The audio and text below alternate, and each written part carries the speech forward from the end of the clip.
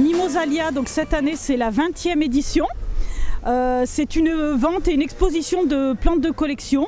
C'est le premier rendez-vous, on va dire, des amoureux du jardin. Donc en fait, il y a plusieurs sites d'exposition. Nous avons au Parc du Cigalou les pépiniéristes collectionneurs. C'est ce qui fait l'originalité de Mimosalia. Ce sont donc des collectionneurs membres de la SPECO. On y trouve le collectionneur de mimosa, donc la collection nationale de mimosa, le collectionneur d'orchidées, de camélias, etc. On a sur la place Saint-François tout ce qui concerne l'aménagement du jardin et la décoration du jardin. Nous avons un espace enfant sur l'allée de la mairie. Les enfants peuvent venir faire du rempotage, mais également des petits mangeoires à oiseaux, des ateliers de maquillage, création de petits parfums. Et puis nous avons également à la salle des fêtes tous les produits dérivés, on va dire des plantes, les huiles essentielles, également la librairie du jardin du Rieul. C'est l'exposition la plus importante pour moi de l'année, évidemment, parce que ça permet à la clientèle d'apprécier toutes les formes et les fleurs possibles sur les mimosas. Donc ici, nous représentons les mimosas avec, sur le site de Mimosalia, plus de 40 espèces et variétés de mimosas différents, sachant qu'on ne peut pas toujours tout apporter, puisque la plupart restent aussi à la pépinière. Mais on essaie de diffuser une large gamme de mimosas adaptés à la sécheresse, de modeste entretien et qui sont de croissance très rapide. C'est le genre d'événement qui nous permet de nous faire connaître davantage. Des fleurs très curieuses. Là on dit des fleurs en forme de brosse à dents.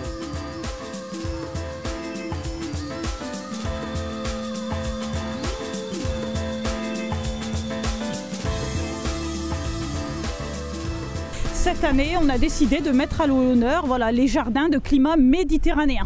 Donc d'ailleurs, vous avez peut-être vu sur l'allée de la mairie, les espaces verts, sous la houlette de Gilles Augias, ont réalisé donc un jardin éphémère, un jardin justement de la Riviera, un jardin méditerranéen.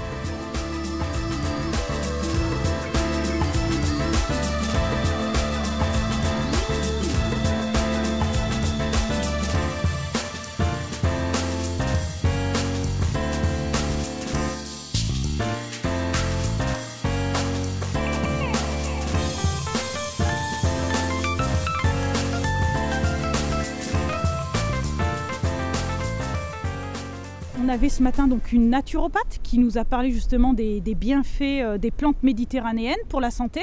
Et cet après-midi, ce sont les pépinières Vosgines, donc un botaniste qui est en train de faire une conférence sur justement les jardins secs, les jardins sans eau.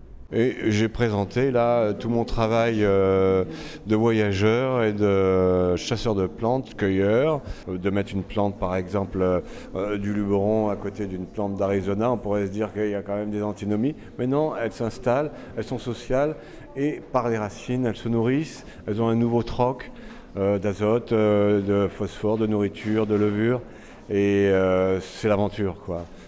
Vraiment, la Méditerranée possède plein de plantes thérapeutiques très intéressantes. Et c'est vrai que c'est toujours très important d'utiliser les plantes qu'on a dans notre territoire, vers chez nous. Donc que ce soit le thym, le romarin, qui ont vraiment beaucoup de propriétés, qu'on peut utiliser très facilement sous forme d'infusion, de décoction. Les remèdes les plus simples sont souvent les plus efficaces.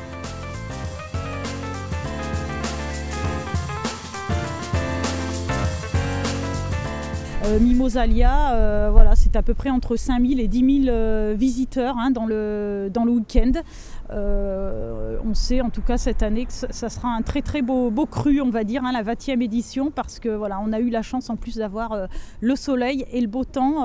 Ça n'a pas toujours été le cas. Le 29. Et voilà. Merci beaucoup madame. Merci. Voilà. Messieurs, dames, nous vous remercions. Nous vous souhaitons une excellente soirée. Merci beaucoup. Nous avons passé une très bonne journée malgré le vent.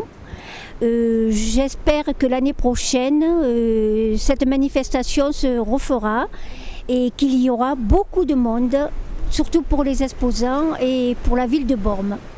Nous avons été téméraires malgré le vent. Nous sommes venus voir les artisans et c'était une très belle journée. Et le mimosa. Et les plantes.